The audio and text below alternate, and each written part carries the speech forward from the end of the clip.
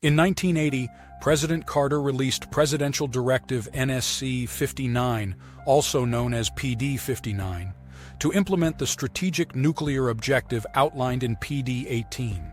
The directive aimed to update, among other things, pre-planned options to the Single Integrated Operational Plan, SIOP, which provided pre-planned targeting of the Soviet Union, its allies, and its forces based on high-level targeting objectives. The SIOP required developing effective retaliatory strikes, creating adaptable sub-options, and targeting military targets, industrial targets, and political control targets. The directive also included an option to launch on warning for ICBMs, allowing the U.S. to launch a nuclear response based on a warning of a nuclear attack.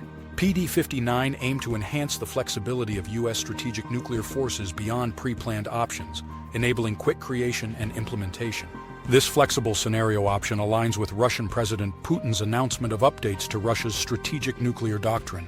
The infrastructure needed to support flexibility options outside of pre-planned attack options included mainly strategic, but could include theater commands reporting to the National Command Authority and intelligence and target development.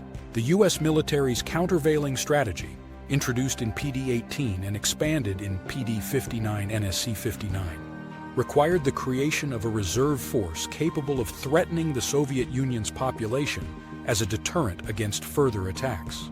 The reserve force would include submarines, strategic bombers, and the mobile version of the MX missile. The plan was to use this force as a counter-value targeting asset, threatening the Soviet Union's population and incentivize a negotiated end to the conflict. However, the document mandated an increase in the reserve force through 1982 to surpass current counter-value targeting and bolster the countervailing strategy. The U.S. had limited weapons available during the directive, 1980 to 1982, with only the B-52 Stratofortress being the only weapon system for countervailing missions assigned to the reserve force.